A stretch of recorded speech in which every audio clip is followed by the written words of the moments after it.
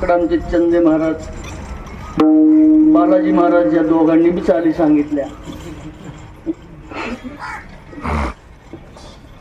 त्या संस्थांचे विद्यमान अध्यक्ष आमचे गोरगे गुरुजी, संपूर्ण कमिटी मंडळ, आवार स्त्रीवृद्ध माता भगिनी यांच्या उपस्थितीने लागलेली या कार्यक्रमाला भव्यता आणि दिव्यता विठ्ठला.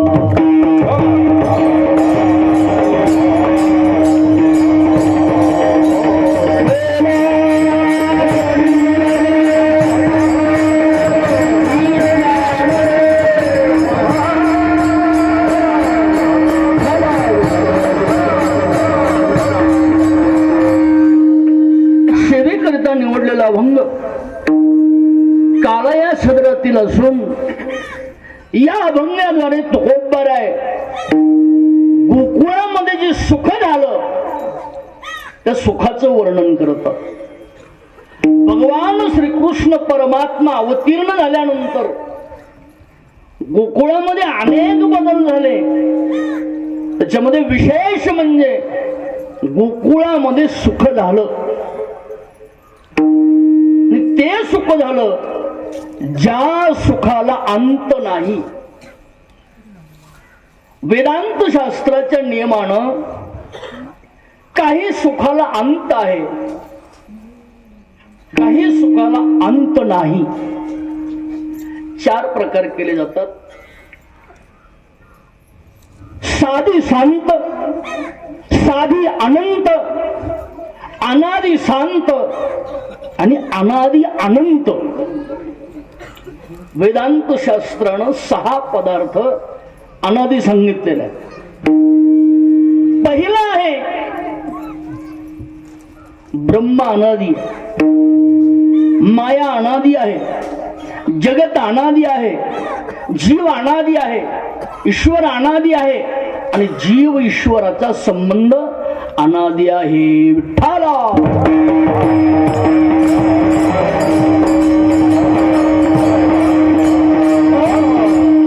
मी 4 प्रकार केले. साधी शांत, साधी अनंत, अनादि शांत आणि अनादि अनंत. आता साधी शांत कशाला म्हणायचं? ज्याची उत्पत्ती होते आणि ज्याचा शेवट होतो. ते कृतकम आणि विठ्ठला.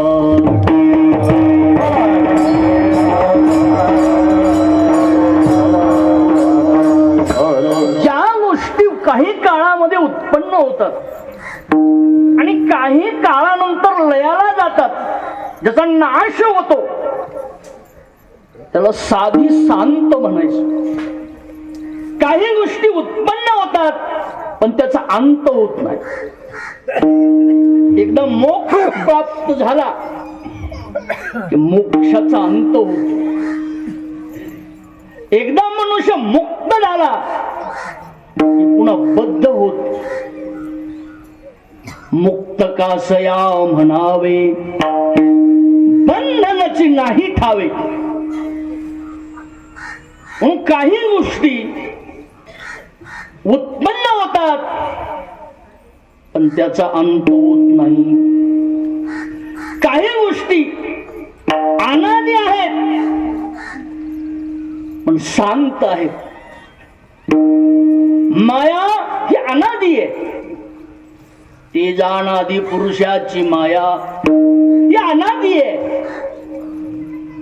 पण ब्रह्मज्ञानानंतर मायेचा बाध होतो, शांत आहे. आणि ब्रह्म अनादि आहे आणि अनंत आहे. बस विठ्ठला.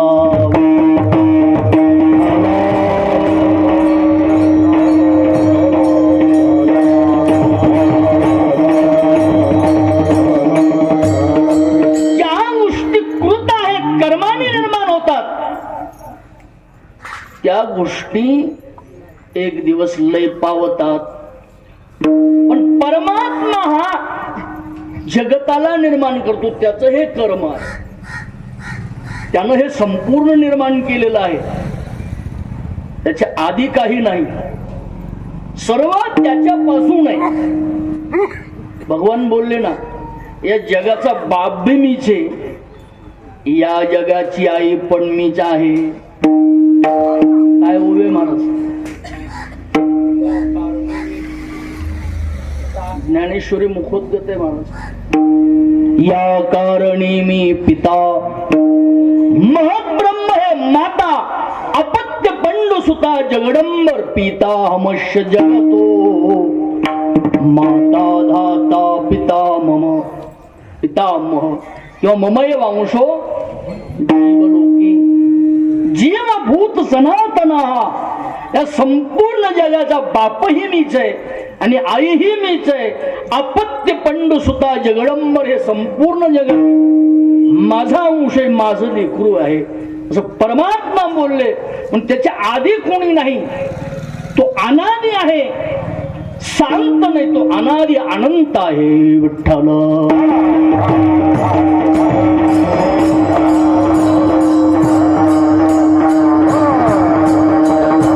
त्याच्यापासून हे संपूर्ण उत्पन्न आहे. हो, अनादित्वा निर्गुणत्वा, तो अनादी आहे आणि निर्गुण स्वरूप आहे. म्हणून त्याच्यापासून हे संपूर्ण उत्पन्न आहे. जयापासून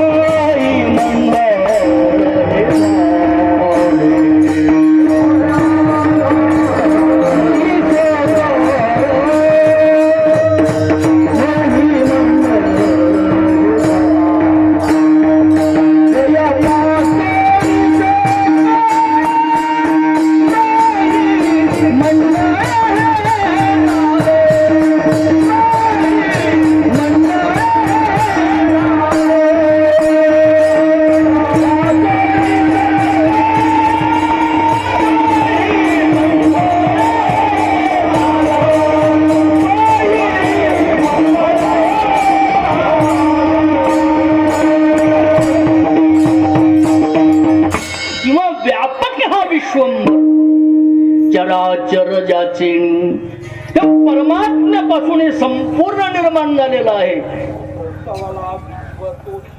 सर्व होय जाणता, परमात्म्यापासून निर्मिती असल्यामुळं तो परमात्मा गोकुळामध्ये अवतीर्ण झाल्यानंतर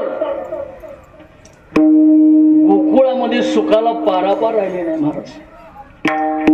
त्या सुखाचा अंत नाही. विषयापासून उत्पन्न होणारं जे सुख असतंय ना, त्या सुखाचा अंत आहे बाप.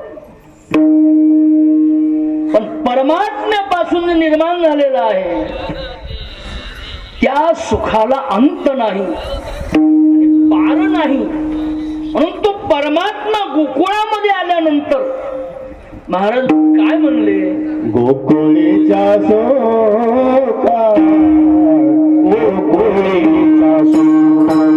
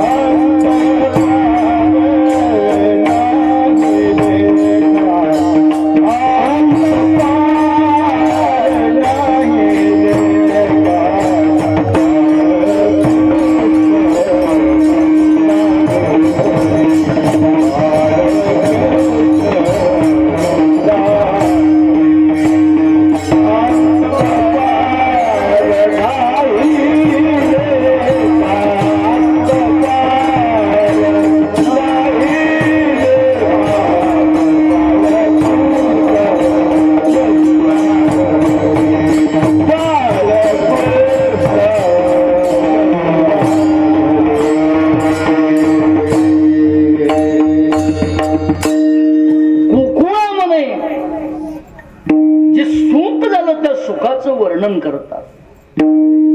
द्वापार युगाच्या शेवटच्या चरणामध्ये जवळजवळ सत्ताही दैत्यांच्या ताब्यात गेली होती. दैत्यांचं राज्य आलं होतं. सगळे दैत्य एकत्र झाले होते. कंस, चाणूर, अगासूर, बकासूर, शकटासूर, तणासूर, प्लंबासूर, अरिष्टासूर, केशी, यौमी, चाणूर, मुष्टिक हे सगळी चांडाळ चौकडी एकत्र झाली होती. सगळे दुष्ट ज्या वेळेला एकत्र होतात त्यावेळेला पाप निर्माण होत. पापाचं ओझ पृथ्वीला सहन होईना गेलं. पापी जे या भक्त दैत्य ते मातले, धरणीसी झाले ओझे त्याचे. बुडविला धर्म, अधर्म झाला फार, सोसवेना भार मज आता. पृथ्वी ताहिमाम देवाकडे ग्लानी करू लागली. ब्रह्मदेवाकडे गेली. ब्रह्मदेवाकडे गारहाण केलं आणि सांगितलं माझ्यावर सगळी सत्ता दुष्टांची, दैत्यांची, राक्षसांची आलेली आहे. मला भार सहन होत नाही. पापाचं ओझं झालेलं आहे. पृथ्वी माता अनेक भार सहन करते. पर्वताचा भार सहन करते. किती आता लोकसंख्या वाढली, या लोकसंख्येचा भार सहन करते. गुरुवारी राऊत बाबाच्या मुखातून ऐकलं, बाबा म्हणले आता असं करावं लागेल, जमीन पुरणार नाही, पुन्हा दुसरा मजला नट बोल्ट वापरावं लागतं. कुठं 30 कोटी म्हणायचो, आता किती आहेत सर? 130 कडे गेली लोकसंख्या. पापाचं ओझं सहन होत नाही. सगळ्यात ओझं जर मोठं कोणतं असेल, पब्लिकचं नाही, पर्वताचं नाही, सागराचं नाही, पापाचं ओझं एवढं मोठं आहे. आणि पवित्र माणसाला पापाचं ओझं होतंय. पुण्यवान माणसाकडून जर एखादी चूक घडली ना, तो घरी आल्यावर पश्चाताप करेल. आज माझ्या पायाखाली मुंगी मेली, मुंगळा मेला, अग्नीला नैवेद्य देईन, गाईला ग्रास देईन, देवाला नैवेद्य दाखवीन, प्रायश्चित्त करतो. पण हे दैत्य जे असतात ना, राक्षस लोक, रोज अनेक जीवाच्या मुंड्या तोड मरोड कर खाते हैं, लेकिन उसका भूषण मानते हैं. आता हे लोक कोंबडू बोकडू खाणारे असतात ना, शिकारी करणारे,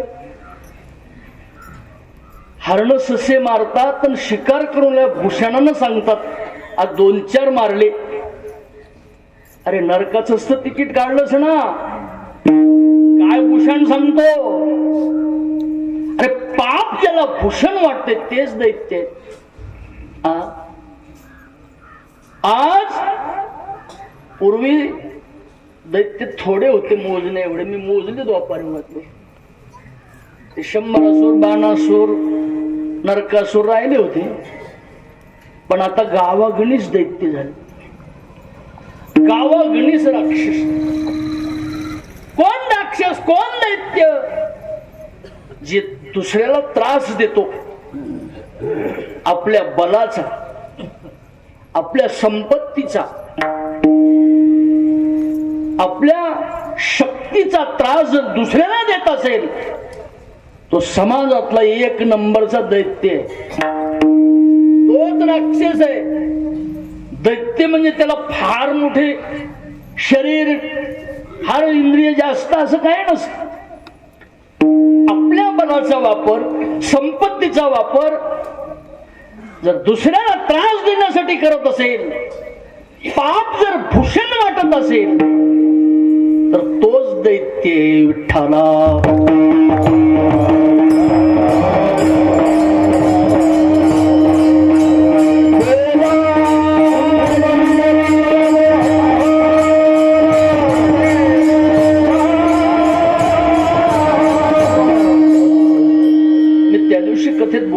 महाराज.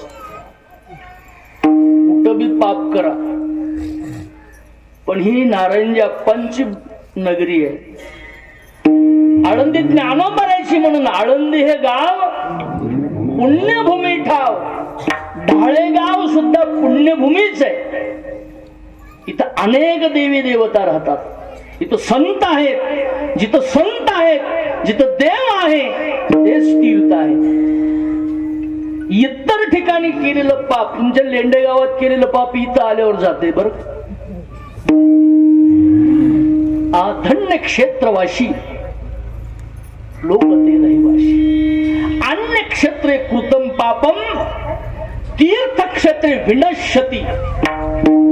तीर्थक्षेत्रे कृतम पापम वज्रलेपम भविष्यति. इथं केलेलं पाप फेडावंच लागतंय, भोगावंच लागतोय, त्याचा धाडा द्यावाच लागतो. पण इथं राहणाऱ्याने फार सांभाळून राहायचं. इथं चांगलं वागल्यावर लय चांगलं होतं, आणि इथं वाईट वागल्यावर जाळण धूर एकदाच येतो. पहिला धूर आला आणि पुन्हा जाळ लागला असं होत नाही. विठ्ठल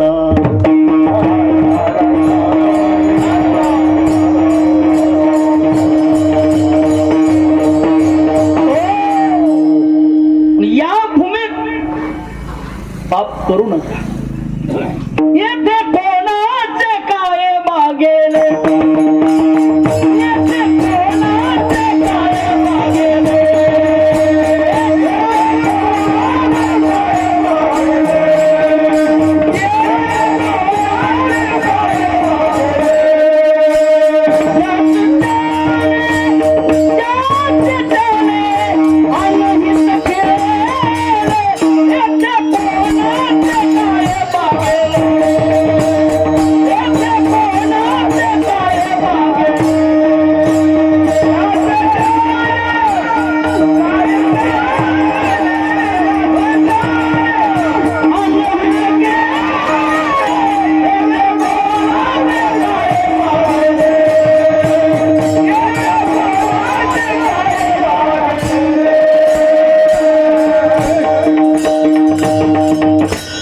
कोणाचं काही जाणार नाही. ज्याचे त्याने अनहित केले, आपणच आपल्या पायावर दगड मारून गेला.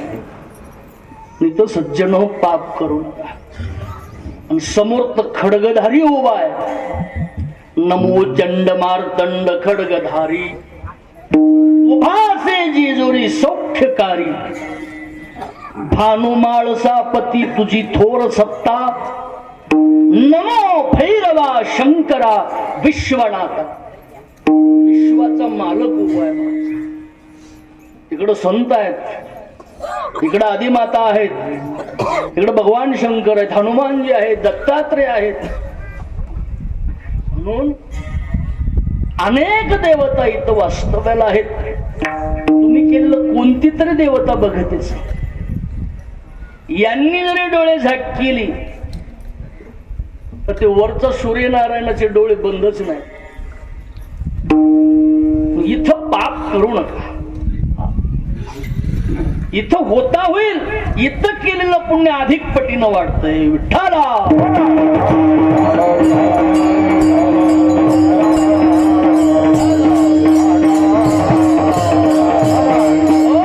द्वापार युगामध्ये कंस चाणूर मुष्टिक शाल तोशाल अनेक राक्षस पाप करू लागले.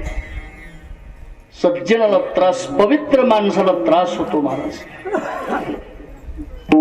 पृथ्वीला ते ओझ सहन होई नाही गेलं. भगवंताकडे ब्रह्मा इंद्राणी बरोबरी शिव चालिले सर्व क्षराब्दिशी. सगळ्यांनी ग्लानी केली. भगवंताने सांगितलं, कारण त्यांना वचन दिलंय, यदा यदा हि धर्मस्य ग्लानिर्भवति भारत अभ्युत्थानमधर्मस्य तदात्मानं सृजाम्यहम् परित्राणाय साधूनां विनाशाय च दुष्कृतां धर्म संस्थापनार्थाय संभवामि युगे युगे. वचन दिलेलं आहे, ती जाण करून दिली आणि देवकीच्या गर्भा येईल भगवान. आणि परमात्मा खरा जन्म कुठं झालाय बरं देवाचा? गोकुळात का मथुरेत? त्यावेळेस बाबांनी उत्तर योग्य दिलं. मथुरेत झालाय, पण मथुरेचं संतांनी वर्णनच केलं नाही. कृष्ण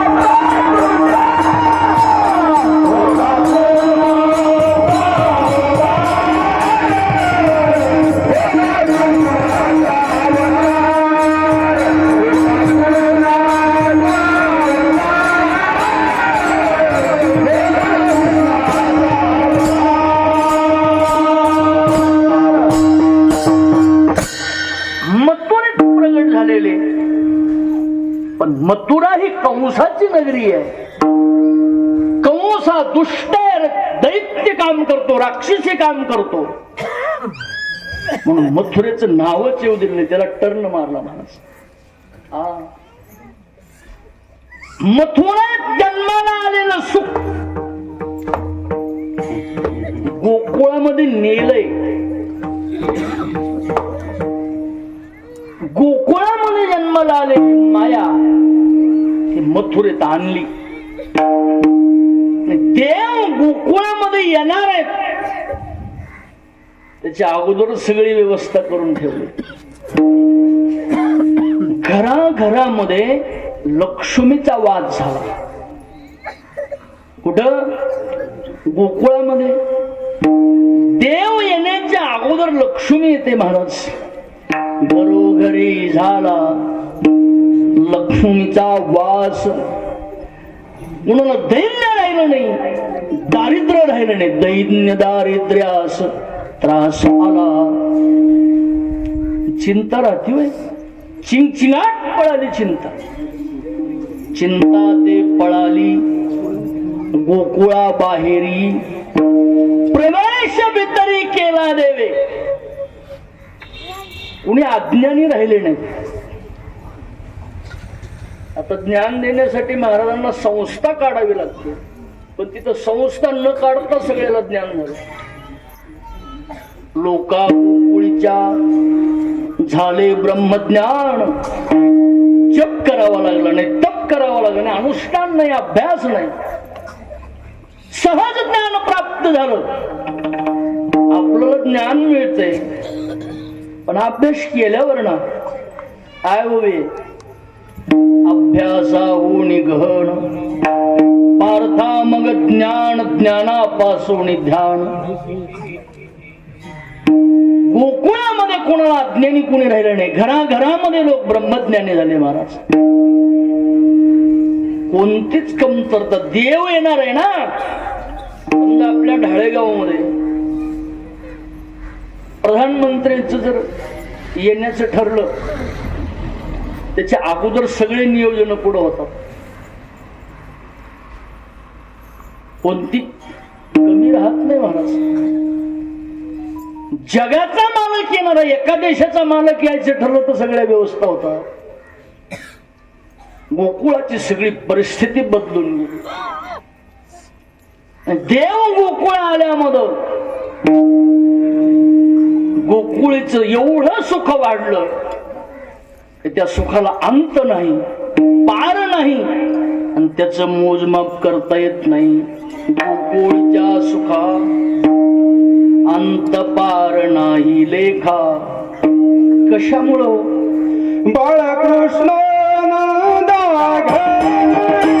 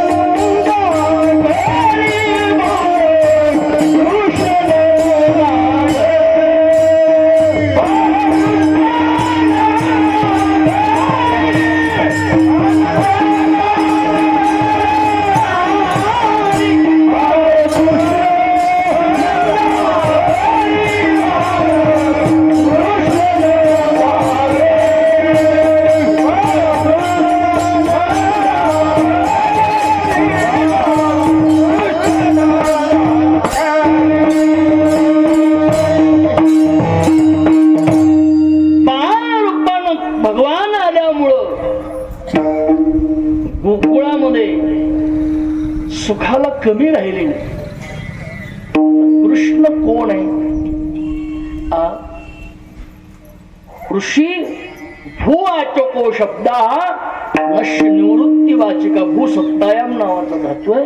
या जगावर ज्याची सत्ता तो परमात्मा गोकुळामध्ये आल्यामुळं गोकुळी कोणाला दुःख राहिलं नाही. तर सूर्य उगवल्यानंतर अंधार राहत नाही, पुण्य उदय झाल्यानंतर पाप राहत नाही. पण आपलं असं झालंय, पुण्य खूप चालू. कोण म्हणलं पुण्याने 7 दिवस अन्न राहा, पुण्य झालं ना. पुण्याचं फळ सुख आहे, पुण्यस्य फलमिच्छन्ति. पण पाप करायचं बंद होईना ना. परिणाम कुठं व्हायलाय? पुण्य चालू आहे पण पाप करणं बंद नाही. तुपाचं टँकर आणलं आणि त्याच्यामध्ये छटाकभर रॉकेल टाकलं. परिणाम जास्त कशाचा होतो? रॉकेलचाच होणार ना. तुम्ही 100% पुण्य करा, 1% पाप करा. 100वर 8 बैली नांगर फिरत आहे. आपण पुण्य खूप करतोय. व्रत चालू आहेत, वाऱ्या चालू आहेत, हरिपाठ चालू आहे, सप्ती चालू आहेत, गळ्यामध्ये 2-2 माळी आहेत. माळे ठेवून काही काम चालू आहेत. बंद करावं लागतं. शुद्ध आचरण असावं. तुम्ही पुण्य करूच नका. माशीच्या पायात पुण्य करू नका. फक्त पाप सोडा. होणार पुण्यच होत आहे. विठ्ठल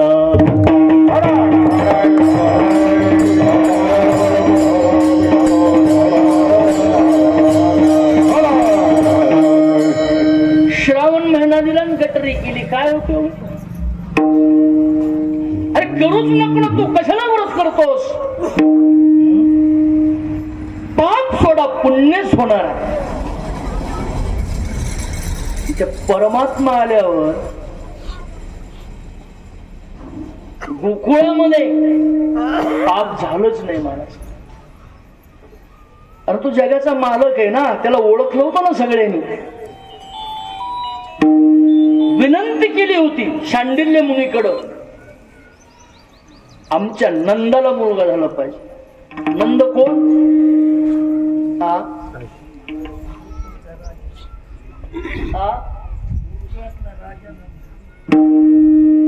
नंद बरोबर आहे. आनंदो ददाती, जो जगाला आनंद देतो तो नंद. आणि जो जगाचा आनंद हिरावून घेतो तो कंस. जी जगाला यश देते यशधा, जी दुसऱ्याचं यश फिरवून घेते ती मंथरा. मंथरा आता लय झाल्या महाराज, पूर्वी एकटीच होती. इथल्या माता माऊल्या लय चांगल्या महाराज. 7 दिवस संख्या आमच्या माया माऊल्यांची जास्त होती. विठ्ठला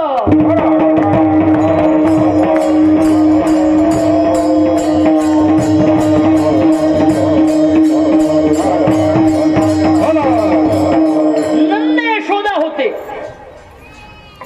तरी कंस होताच. त्या महाभारतातला काळ बघा ना, जगाचा मालक श्रीकृष्ण परमात्मा असताना भीष्माचार्य, द्रोणाचार्य, कृपाचार्य ही साधी माणसं नाहीत. काही चिरंजीव आहेत आणि काही इच्छा मरणी आहेत. तरी बी ती चौखडी होतीच. पण आपल्या गावात ते लोक जास्त दिसत नाही.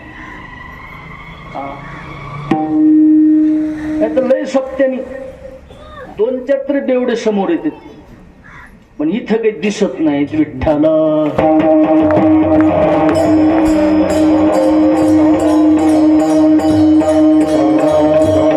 म्हणून ढाळेगाव गोकुळ झालंय.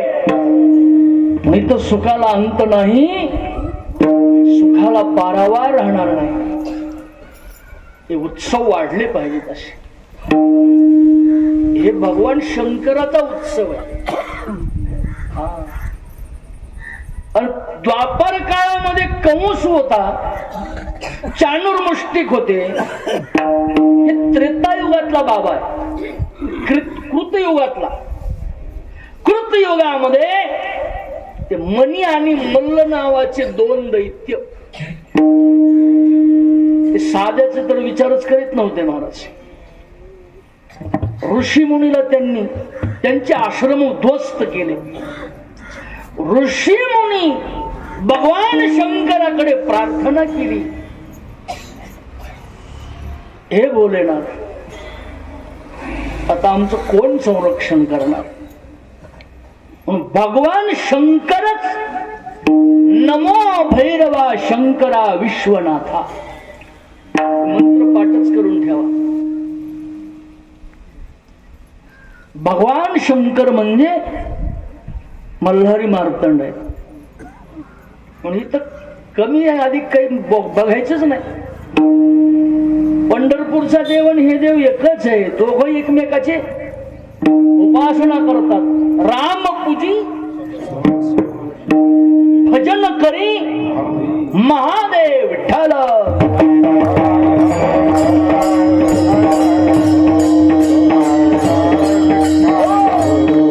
आषाढीला तिकडचा उत्सव, पौर्णिमेला ही मोठी यात्रा भरली पाहिजे महाराज. आणि हा उत्सव पारमार्थिक उत्सव होऊन जाईल. इकडे माळेगाव आणि इकडे ढाळेगाव राहील. विठ्ठल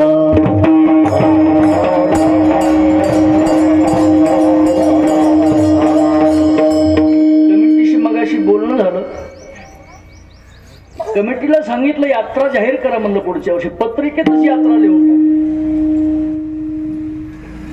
दीपवळीला ज्या मुली येत नाही त्या तुमच्या यात्रेत भैरवाच्या यात्रेला येतील. हे मी बरोबर बोलले का चुकीचं बोलालो? बरोबर आहे, बरोबर आहे. माणिकराव बरोबर. बाकीची पुन्हा कुणाला भैरवाची यात्रा हवी वाटते? हातावरी करावर.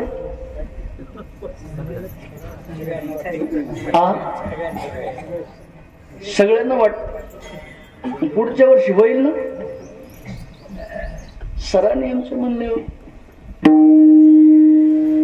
कारण गावोगाव महाराज भैरवाच्या यात्राच असतात. जत्रा करू नका, तमाशे नाचू नका, यात्रा करायला काय अर्थ? तीर्थ आहे महाराज, अजून तीर्थाची प्रगती होईल.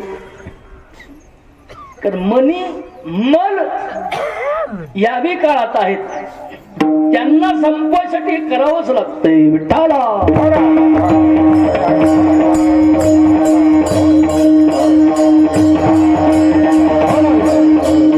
बाळकृष्ण नंदा घरी आनंदल्या नरनारी. पण काय असतंय, चांगलं झालेलं काहींना जमत नाही ना. गोकुळामध्ये आनंद आहे, पण मथुरेत सगळं दुःखच ना. कंसाला मायेनं सांगितलं, तुला मारणारा माझ्या आधी जन्मलाय. ते मला सांग कुठे. माया सांगत नाही महाराज, कळूच देत नाही. या सा माया आपण काय करलो ते कळूच देत नाही. कंसानं आपत्कालीन बैठक घेतली, शत्रू जन्माला आलाय, मग मायेनं सांगितलेलं आहे त्याला मारलं पाहिजे. पुतना पाठविली, काही जमलं नाही. पुन्हा महाबल पाठविला, जमलं नाही. शकटासूर, तृणासूर, अनेक दैत्य पाठविले. देवाच्या सत्तेसमोर जीवाची सत्ता चालत नाही महाराज. एक अति बुद्धिवान हुशार केशी नावाचा दैत्य होता, त्याला पाठविलं. तो आला, पण रूप बदलून आला. तो घोड्याचं रूप घेऊन आला आणि भर चौकात नाचायला लागला. घोड नाचू लागल्यावर सगळे लोक जमले बघायला. घोडे नाचतातच बरं. वरातीत नाचणारे सुद्धा घोडे. तुम्ही दुसरं लक्षात आणू नका, खरंच घोडे वरातीत नाचत. सगळे लोक बघायला. घोडा असा नाचायला लागला महाराज, एखाद्या हिरोला नाचता येणार नाही. अप्सरा इतकी सुंदर असा सुंदर नाचायला लागला. सगळे ते बघण्यासाठी जमले. त्याच्यामध्ये गोपाळवी आले. विठ्ठल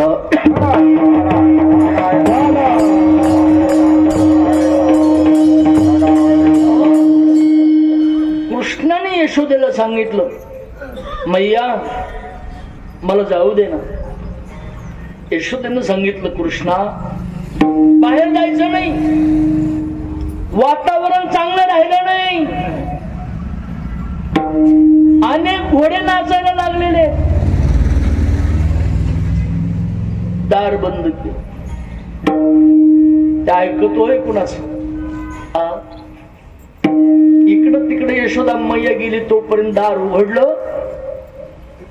भर चौकात देव आले. जसा घोडा नाचत तसा नाचायला लागला महाराज. एकदा मोरा संग देवानं ताल धरला होता. मोराला लाज वाटू लागली, इतकं सुंदर देव नाचू लागला.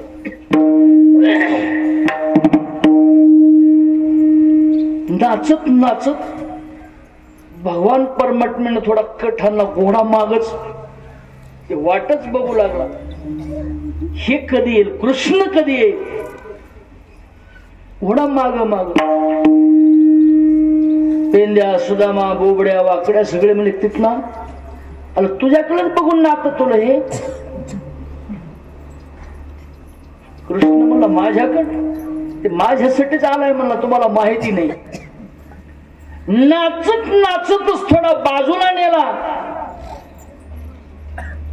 समोर घोड्यानं जे महाराज मागचे पाय उचलले, देवाच्या छातीत लात मारून मारणार तोपर्यंत दोन्ही पाय धरले.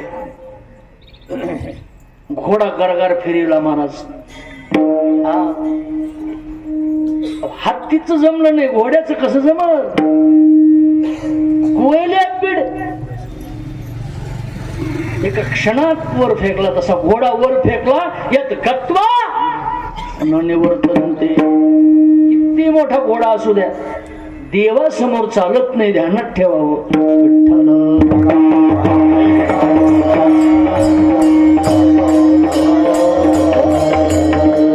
केशी नावाचं दैत्य कृष्णाने मारला. तिथं नारद होतेच ना. नारायण देवाला नारदांनी नाव दिलंय. केशव जे नाव पडलंय ना देवाचं, त्या केशी नावाच्या दैत्याला मारल्यामुळं विठ्ठला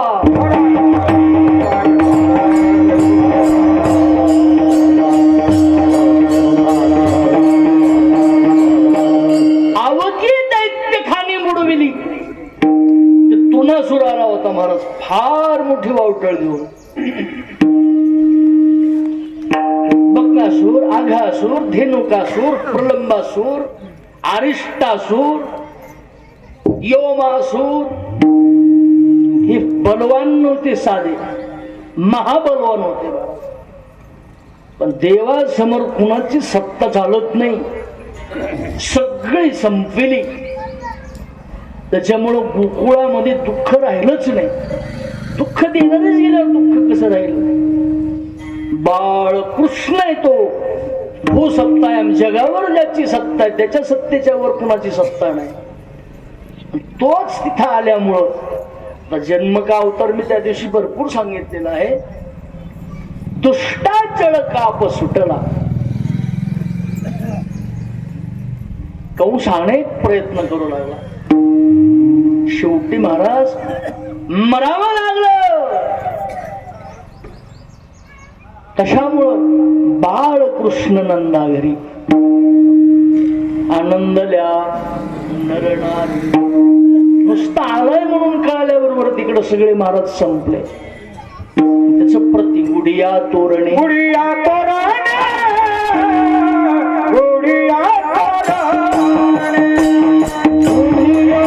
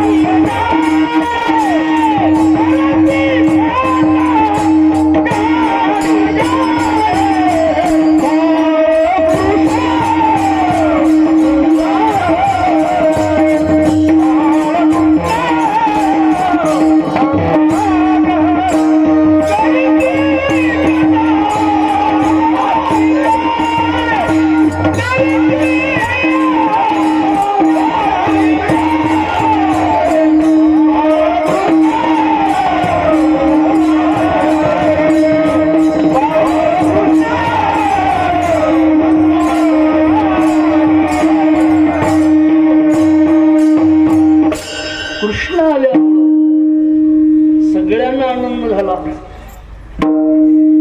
आपलं तसं नसतं. एक जण दिवसात बोंबलू लागला. मला का बोंबला नाही साप शकून असं. मला निकाल लागला 12वीचा. पोरग होतं का तुझं 12वीला? मला होतं. नापास झालं का? नाही मला 5 झालं. मग पेढे वाटणार. दुःख मानायचं काय कारण आहे? नाही म्हणलं माझ्या मुलाला मार्क कमी पडले, आमच्या शेजारच्या मुलाला मार्क जास्त पडले. माझं 35 वर आलं म्हणला आणि ते 95च्या पुढे गेलं. अरे तुझा अभ्यास केला नसेल. मग तुला आनंद वाटायला पाहिजे. अभ्यास न करता 5 झाले ना. नाही मला त्याचं नापास व्हायला पाहिजे. ही आपली बुद्धी आहे. नंद राजाला बरेच दिवस मुलगा नव्हता. शांडिल्य मुनीकडे प्रार्थना केली होती. आमचा राजा नंद आहे, जगाला आनंद देणारा आहे, मुलगा झाला पाहिजे. शांडिल्य मुनींनी सांगितलं होतं मुलगा होईल, पण 1 वर्षभर तुम्हाला एकादशीचं व्रत करावं लागेल. एकादशीचं व्रत केलं, मुलगा झाला. कुणी केलं? सगळ्या गोकुळानं केलं. त्याच्यामुळं गोकुळाला सगळ्या सुख झालं. आम्ही पुण्य केलं म्हणून हे झालं. सगळ्यांनी केलं की आनंद असतो. हे उत्सव जे साधू संतांनी सामुदायिक निर्माण केले ना, सगळ्याला सप्ताह आपला वाटला पाहिजे. एकटा कुणी सप्ताह करू शकतो एवढा आनंद येत नाही. सगळे सहकार्य येत राहत नाही. सगळ्यांनी व्रत केल्यामुळं सगळ्यांनी गुढ्या उभ्या केल्या. आम्ही एकादशी धरली. गुढिया तोरणे करीती कथा गाती गाणे, मोले घातले रडाया नाही आसू आणि हसलं भजन नव्हतं त्याचं. रात्री फार गोड भजन झालं बघा, मी ऐकलं रात्री. 7 दिवस भजन झालं पण रात्रीचं विशेष झालं. तुम्ही होते वाटत. मला वाटतं बाळासाहेबांना हाजरी लावली नाही की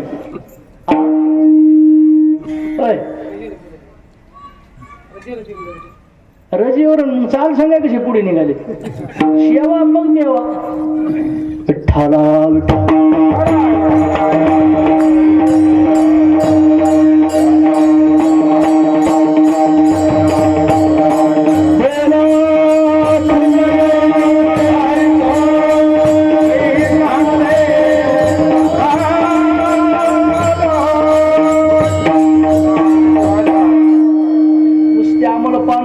जमत नाही, याची सेवाही करावं लागते देवाची.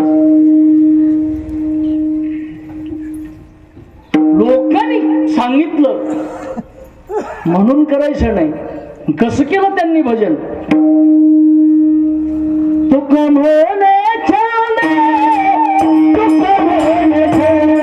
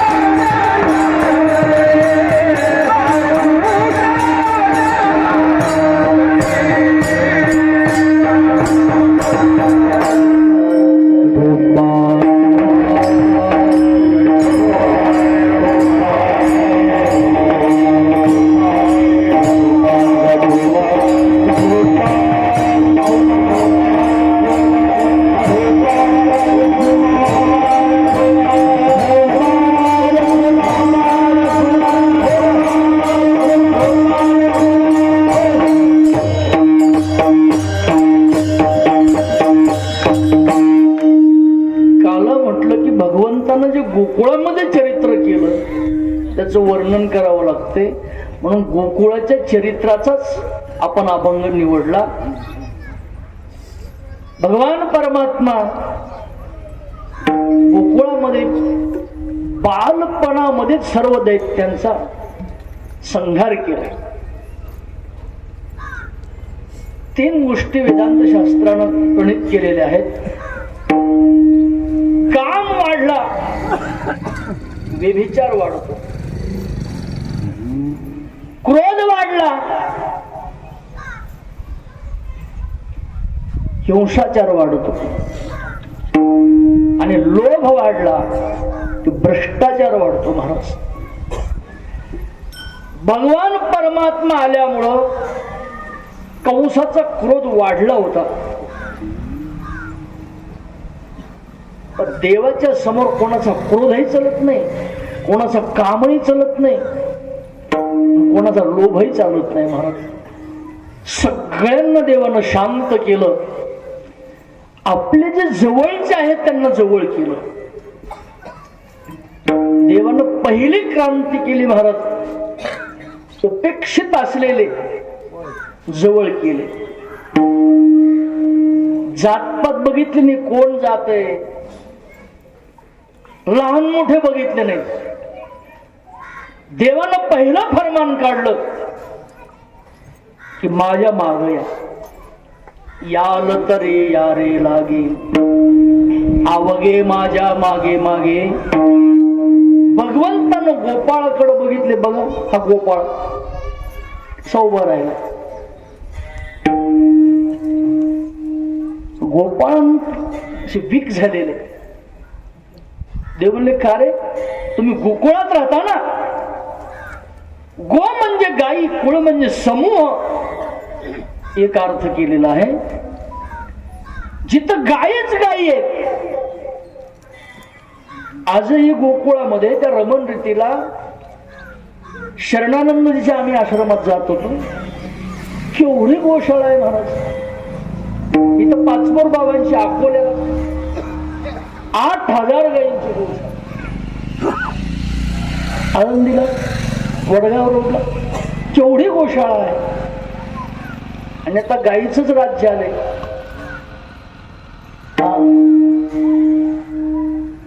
धर्माचं राज्य आलेलं आहे.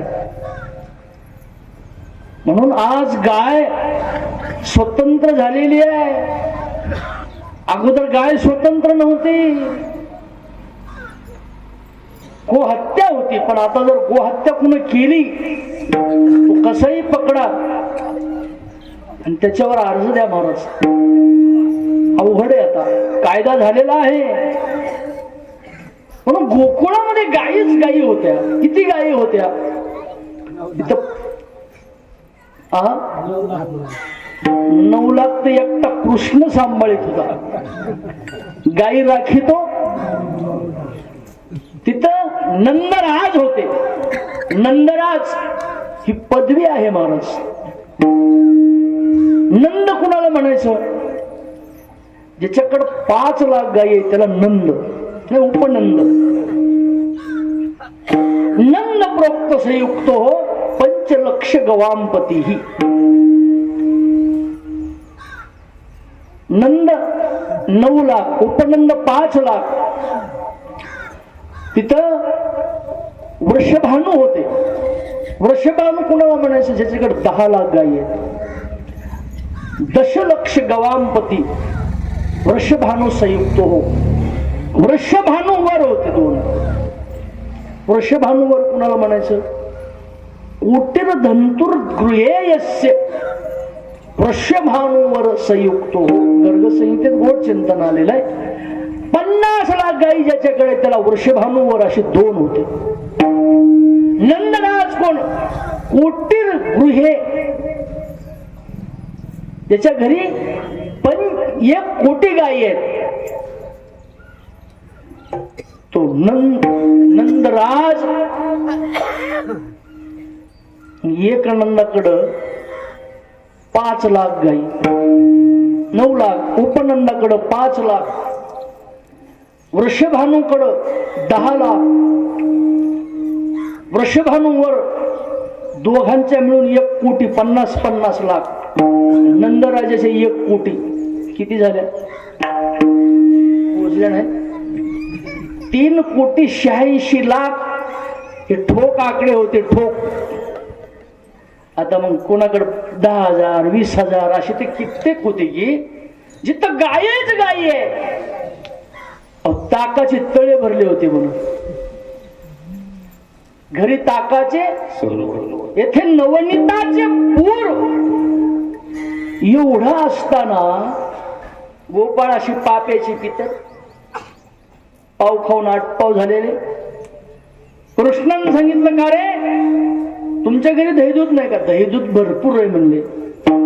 मग डेऱ्या निघाल्या ना महाराज. मथुरेत लय मोठी डेअरी होती. गवळणी सगळं दही दूध घेऊन मथुरेला जायचे. गवळण मथुरेला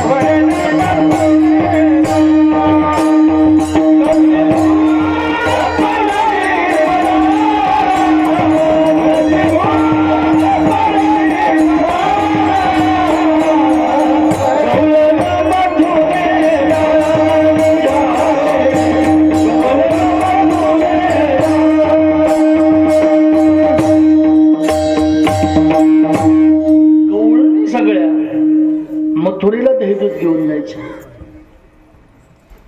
ते म्हणले मथुरेत तर आपले शत्रू राहतात. आपलं पॉवरफुल मटेरियल जर तिथं जात असेल इथं काय म्हणले नुसतं ताक.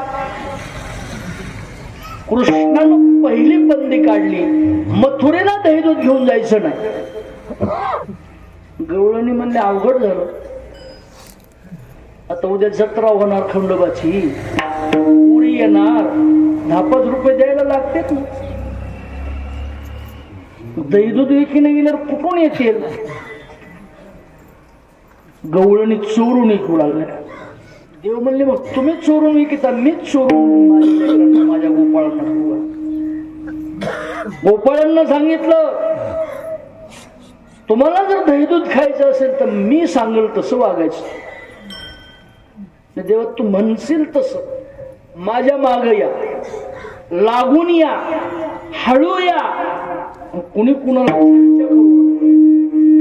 गोपाळ म्हणजे खायला मिळू लागलं, ऐकायला काय अडचण आहे.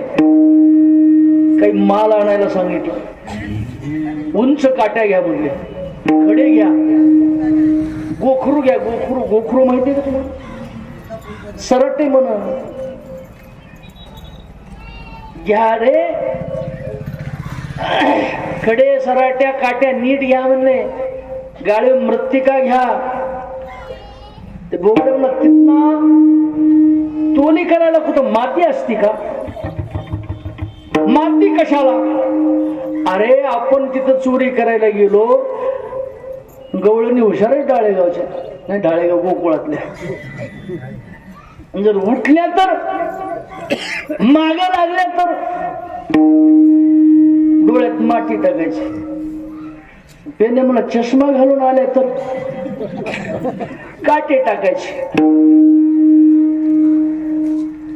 ज्याला काम करायचं नसतंय ना ते जर तर करीत राहतंय. म्हणजे मग तुम्हाला यायचं नाही का? नाही म्हणजे आम्हाला पाहिजे. घरी गेले, गेल्यानंतर भगवंतानं सांगितलं डोळे बंद करा. सगळ्यांनी डोळे बंद केले. गोपाळ भरपूर दही दूध लोणी खाल्लं. त्या पेंद्याला सवय होती ढेकर द्यायची. मोठ्यानं त्यानं ढेकर दिला. गवळणी म्हणलं कुणीतरी आत आहे. बाहेरचं दार बंद होतं, आतलं दार बंद. बाहेरचं काढल्याबरोबर मधुमंगल म्हणला कृष्णा. उठल्या ना गवळणी. चोराचा मार बघितलास की. मग बाहेर काढ. झाका डोळे. सगळ्यांनी पक्की झाकले. पेल्या म्हणलं हे कुणी कुण आणणार आहे, याला काय चिटकी जमती,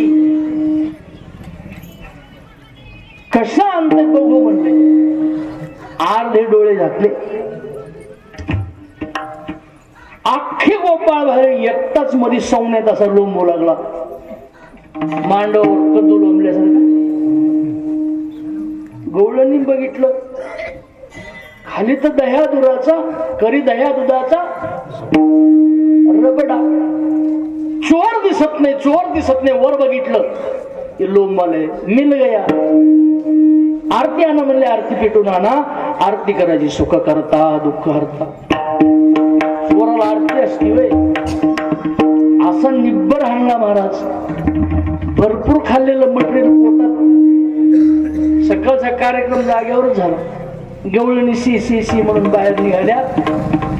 एवढ्यामध्ये पेल्यानं सांगितलं देवा आता कोण खालून इतकं आणलंय, वरून डोक्यात आणल्यावर मी काही वाचन का म्हणलं.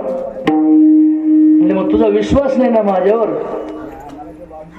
देवाचं ऐकून ज्यांनी डोळे बंद केले ते अख्खे बाहेर पडले. ध्यानात ठेवा. मी 2 लीला नेहमी सांगत असतो. देवाला उचलून वसुदेवानं डोक्यावर घेतलं. बेड्या तुटल्या. हातुडीनं तोडल्या का? आपोआप बेड्या तुटल्या. श्रंखळा. ज्यांनी देवाचं ऐकून त्याला बेडी राहणार नाही. देवाचं ऐकून जे वागले ते बाहेर निघाल्याशिवाय कसल्याही संकटातून बाहेर निघत नाही. आणि देवावर संशय घेतला पेंद्यासारखा मार बसू. पण आपणच विचार करावा, आपण देवाच्या कायद्यात आहोत का? देवाचे फार कायदे नाहीत, 4च कायदे. मा सुराम न पिबेत, दारू प्यायची नाही. कुणं प्यायची नाही? सगळ्यांनीच प्यायची नाही. कार्यकर्त्यांनी प्यायची नाही. सुराम न पिबेत, मांस न खावेत. मांस खायचं नाही, आपलं खाद्य नाही. त्या दिवशी मी बोललो, सत्यम वद, सत्य सोडायचं नाही, धर्म सोडायचं नाही. धर्मो रक्षती रक्षताम. तुम्ही जर धर्म सांभाळला, धर्म तुम्हाला सांभाळणार आहे. 4 गोष्टी देवाचे नियम आहेत. ज्यांनी पाळले ते अख्खे संकटातून बाहेर निघाले, आणि ज्याने पाळले नाही त्याच्या मागे एक गेलं नाही तर दुसरं दत्त म्हणून उभे राहतात. मग अशीच प्रमाण झालंय. इथे कोणाचे काय बा गेले. गोपाळांना भरपूर खाऊ घातलं, पण गवळणीला सहन होईना. गवळणी गवळणी गाराने सांगती यशोदेशी. वेळ झाला. ज्ञानेश्वर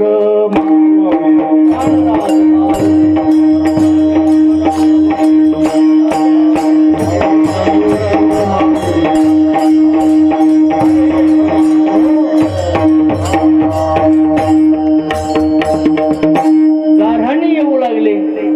यशोदेनं सांगितलं, कृष्णा उद्या जाई राणा. या रे तुम्ही गाया घेऊन गोपाळ सारे रानात या. गाईंना भरपूर दिलं.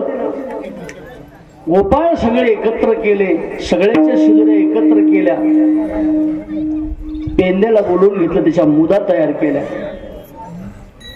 आणि भगवंतानं सगळ्यांना प्रसाद दिला. महाराज, या रे घ्या रे दही भात, प्रसाद देतो पंढरीनाथ.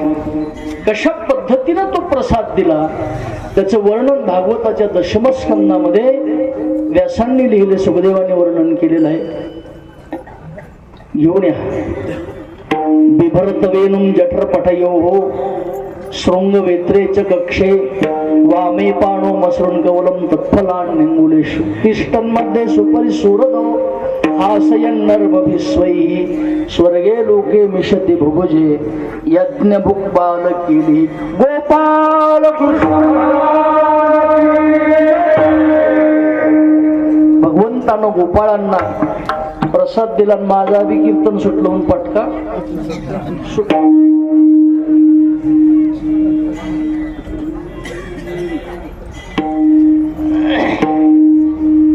तोच प्रसाद आज आपल्या धर्मनगरीमध्ये या ठिकाणी काल्याचा अभंग होईल आणि सगळ्यांना काल्याचा प्रसाद मिळेल. माऊलीचं भजन झालं का? विठ्ठल जय